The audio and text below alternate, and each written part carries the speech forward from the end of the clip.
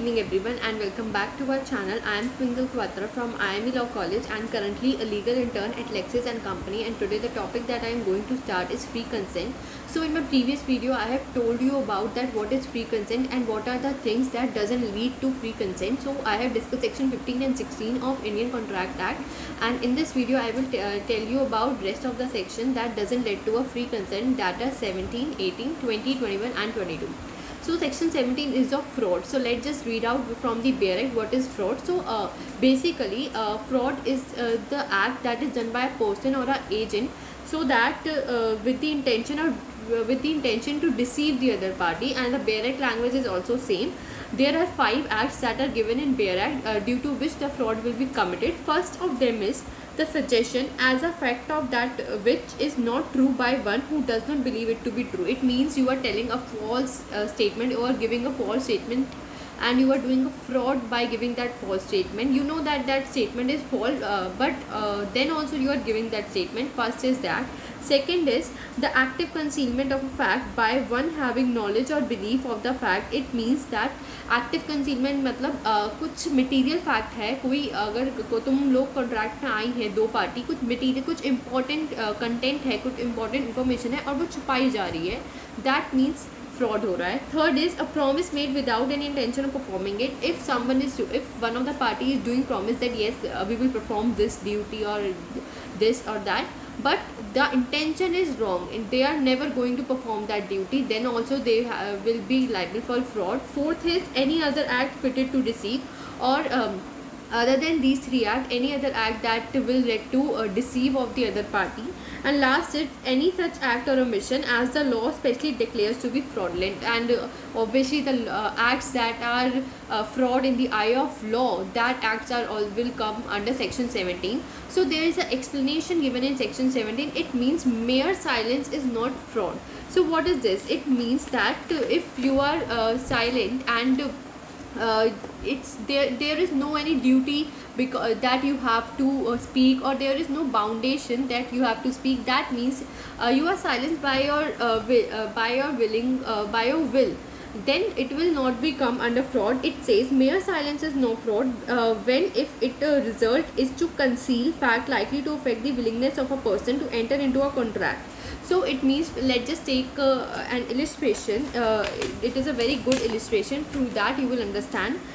It says A and B being traders enter upon a contract. A has private information of a change in price which would affect B's willingness to proceed with the contract. A is not bound to inform B. Now A and B are in a business form. They are traders, and A conceals such fact that B willingness to purchase that thing or to act upon that thing will change, and A doesn't tell anything to B. It doesn't mean that A is doing a fraud. A is doing business, and in business it is allowed. So mere silence is not fraud, but there are cases or there are circumstances when silence becomes fraud.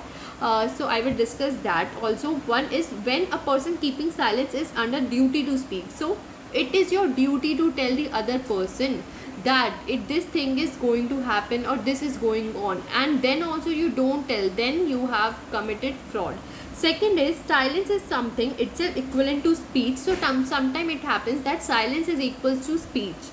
So if a person who keeps silence knowing that his silence is going to deceptive is no less guilty of fraud. It means that if a person knows that if I will keep quiet it will affect or it will deceive the other person, then he will be liable for fraud only. Next is next it happens that when a thing or when activity or is represented it is true then, but after the change of circumstances happen and that thing becomes false due to the change of circumstances. Under that, if that person doesn't told you about the change of circumstances, that means that person is under fraud.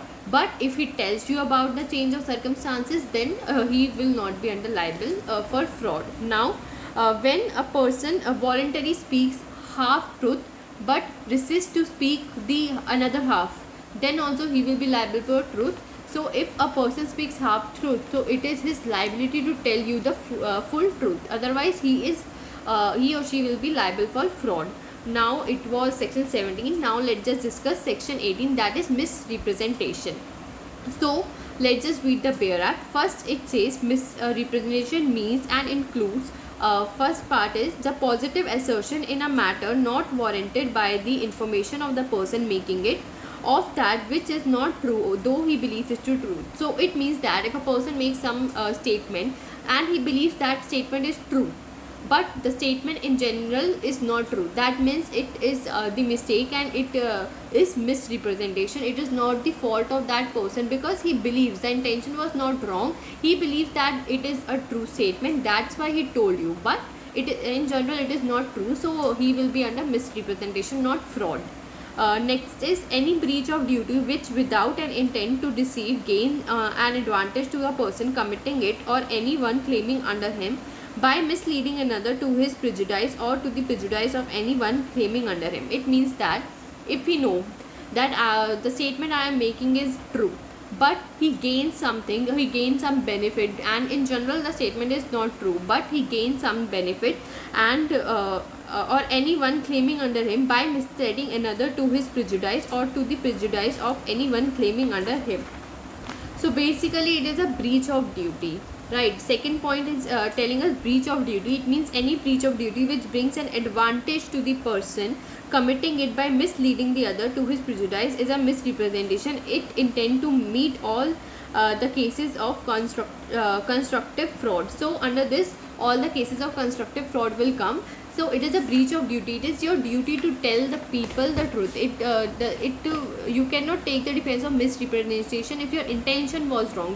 You know that this is not true, but you are telling because you want profit. It will come under a constructive fraud.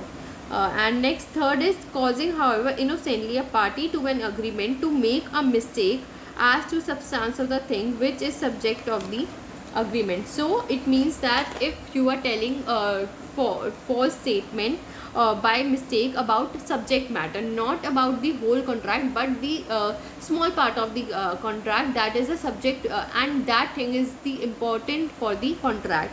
So the subject matter of every agreement is supposed by the party to possess certain value or quality. If one of the party lets to other, however innocently, to make a mistake as to the nature or quality of the subject matter, there is misrepresentation. So if some party does misrepresentation on the subject matter of the contract, then also he will come or she will come under section this misrepresentation. Now let's just discuss what is mistake and the elements of mistake. So section 20 tells us about mistake. It says agreement void where both parties are under mistake as to matter of fact. When both the party will be under mistake, then the agreement that will be made by both the parties will get void. It says where both the parties to an agreement are under a mistake as to a matter of fact essential to the agreement will be void. And the mere opinion of any party is not a mistake. It is their opinion. So you cannot count a opinion into a mistake, but if it is a genuine mistake by both the party, then yes, agreement will be void.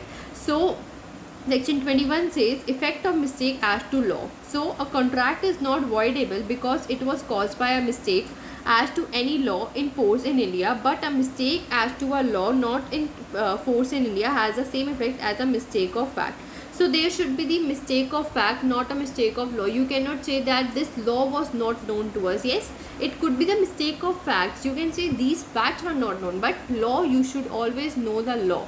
Let's just take an illustration. It says A and B make a contract grounded on the erroneous belief that a particular debt is burdened by the Indian law of limitation. So this contract will be voidable, not void.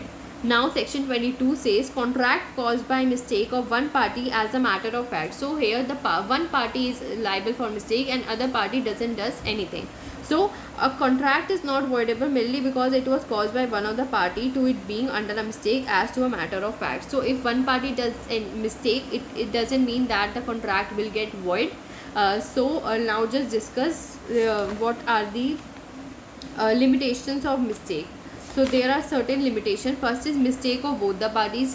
I have told you that if both the parties will do mistake, then the contract will be void. Second is erroneous opinion. You cannot count opinion into mistakes. Third is mistake of fact and not of law. It is clear that you can do mistake of fact, but you cannot say that we don't know about the law. You cannot do mistake of law. So that's it for today's video. I hope you liked it, and if you have any doubt you can comment me down below, and also keep liking, keep sharing and subscribe to our channel. Thank you for watching.